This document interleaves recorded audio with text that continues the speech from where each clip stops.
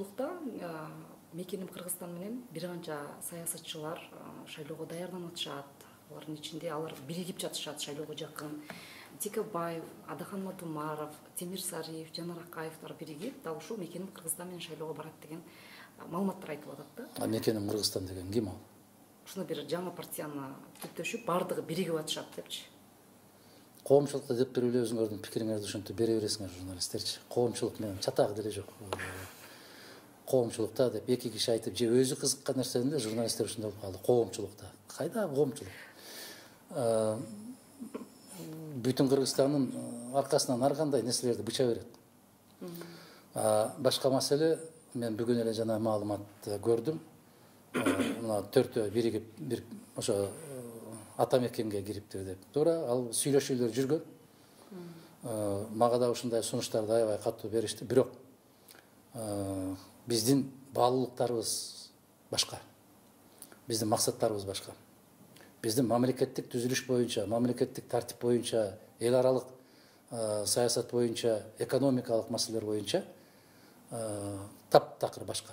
Ошондуктан биз биригүүгө эч мүмкүнчүлүгүбүз жок. Эптеп эле биригүү, эптеп эле парламентке баруу деген максатты биз койгон эмеспиз. Бүтүн Кыргызстандын өзүнүн туруктуу, өзгөргүс баалуулуктары бар, позициясы бар. Ошондуктан башка бир партиялар менен биригүү жөнүндө эч кандай сөз болушу мүмкүн эмес. Эгер кимде бир ойлор пайда болуп, биз бүтүн Кыргызстандын программасын, баалуулуктарын колдойбуз десе, биздин эшигибиз ачык. Бирок башка партиянын алдына барып, программаларынан биз макулбуз деп бара турган биздин партия эмес ал. Текебаев менен жакында жолугушуптур. Алардын ичинде Каныбек Иманалиев, Жанар Акаев бар экен. Алар дал ошол саясатчы Адахан Мадумаров менен шайлоого аттанышат экен. Анткени ал күчтүү партияны түптөйт деп дагы айтылып атат. Өзүңүз деле окуп атсаңыз керек интернеттен. Анан сиз ошол бүгүн Текебаев дагы биз атайын жыйын кылыптыр, бирок тилекке каршы биз бара албай калдык. Сиз ошондо жакынкы арада ошолор менен жолугуп дегиле да, ушу шайлоо боюнча бир сүйлөшүүлөр болдубу өз ара? Айтып атпаймынбы, өзүңөр жазасыңар да, өзүңөр кайра менден сурайсыңар депчи. Мен Текебаев менен жолукпаганыма билбейм качан болду. Айтып атпаймынбы, өзүңөр жазып кайра келип алып, анан өзүңөр сурап коесуңар, ушундайбы дегендей кылып. Аябай таң калыштуу окуялар болот да биздин Кыргызстанда. Мен бир гана ошол уюмдардын атынан сүйлөшүп атабыз, коалиция кылышыбыз керек дегендей болуп, Темир Сариев бир канча жолу келип кетти. Жолуктук, сүйлөштүк, бирок мен чечкиндүү түрдө четке кактым ар кандай сунуштарды. Биз бириге албайбыз. Ушундай. Демек, Кудай буйрса, шайлоого бүтүн Кыргызстан өзүнүн позициясы менен ошолго баягы партиянын ичиндеги адамдар эч качан сырткы бир партияга кошулуп кетпейт, сырттан партия келбейт, анткени сырттан партия келбейт эмес. Сырттан кишилер келбейт. Сырттан партия болобу, киши болобу, эгерде биздин бүтүн Кыргызстандын көз караштарын, баалуулуктарын тааныса, мен 10 жылдан бери айтып келем, эшик ачык. Биз чагы келечекте Кудай буйрса 5-6 жылдан кийин мен бүтүн Кыргызстанга келгим келсечи, эшик ачык.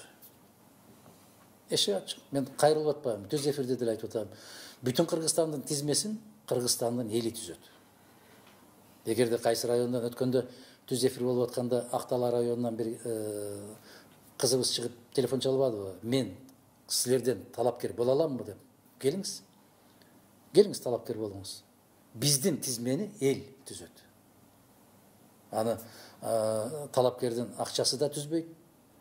Талапкердин тааныштары да түзбөйт. Талапкердин ээлеп турган бийлик даражасы да түзбөйт. Тизмеге тек гана элдин колдоосуна ээ болгон азамат, жигиттер, кыздар түзөт. Ушундай. Рахмат, акыркы суроо берейин. Эгер туура эмес суроо берсем, сураныч туура түшүнүңүз. Акыркы суроо мына шайлоо Кудай буйрса жакындап калды. Сиздин жеке көз карашыңызда азыр мисалы мындай болот атпайбы? Жогорку кеңештин депутаттары дагы акырын уже партияларга секирик жасашып, шайлоого жакын. Атайын биримдик деген партия дагы бир өзүнчө бир партиянын дагы аты угулуп калды. Ага деген ошол жогорку кеңештеги бир канча депутаттар өтүшүп, өздөрүнчө баягы лидерлерин шайлаганга чейин баягы көрсөтүшүп, ушундайларга үлгүрүп атышыптыр да.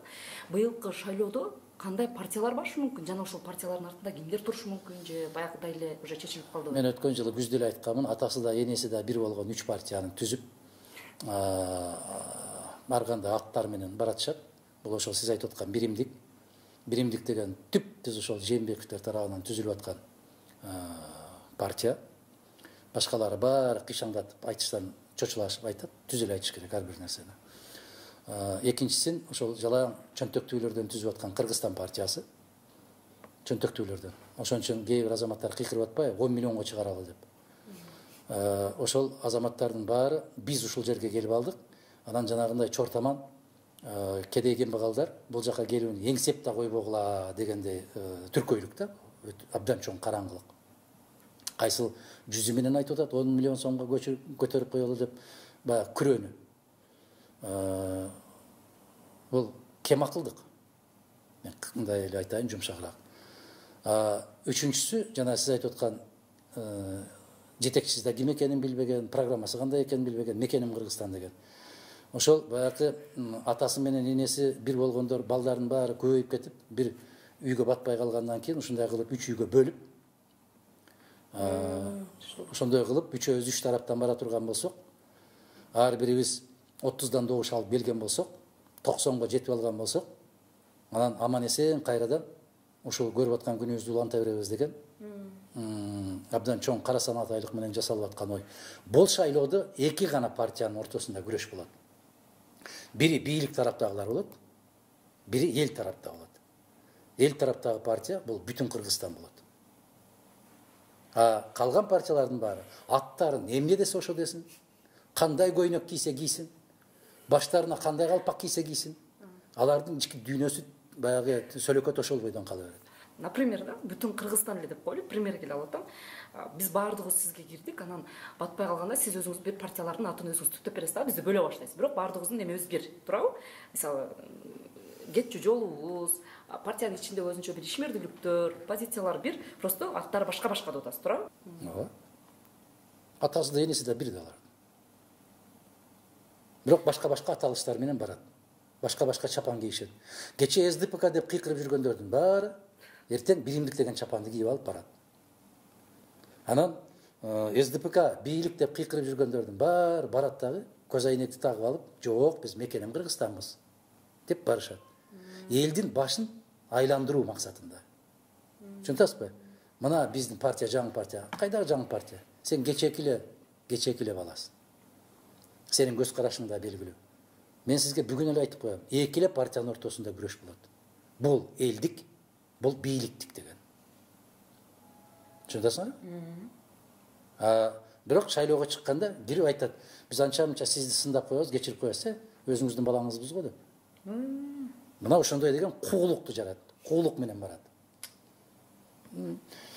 Башка партиялар айтпаса, мен баарын ачык эле айтайын. Ушундай куулук менен күрөш жүрөт. Эл аябай сак болуш керек. Эл абдан кылдаттык менен мамиле жасаш керек. Анан бүгүн жанагы ун берип келип аткандар толуп атпайбы азыр? Ысык көлгө барып, Нарынга барып, Баткенге барып, баягындай өтө жүрөктөрү боорлор езилип кетип, боорукердик көрсөтүп аткандар. Бүт баары шайлоонун аркасынан гана жасалып аткан иштер. Алардын боорлору езилбейт, алардын боору. Бул шайлоого жасалып аткан шайтандын оюндары. Эртең эл кайрадан чуркап ушулардын аркасынан кетет дагы, шайлоо бүткөн эртеси күнү анан отуруп алып, сөгүнүп отурат. Атаңдын көрү баягыларды келип калыптыр. Келип калган жок, сен алып келдиң. Анын унун төлөп бердиң. Берип аткан майын төлөп берип атасың. Алып аткан акчасын актап берип атасың. Ошондуктан сак бол. Сак бол, кагылайын элим, сак бол. Кызыл кекиртек кыйла жерге секиртет деп, кичине бирдемесин алып жеп алып, секиргениң эч нерсе эмес. Келечегиңди жок кылып атасың, айланайын кыргызым. Келечегиңди сатып атасың, келечегиңди өз колуң менен жеп атасың. Бул күлкүлүү эмес, бул кайгылуу, бул ыйлай турган бүгүнкү кырдаал. Мына ошол 3-4 партия бири-бири менен жармашып, боорлор езилип, ыйлап сыктап кыдырышат эми. Баарына тил бүтөт. Мына ушундай көрүнүштөрдү күтөсүңөр.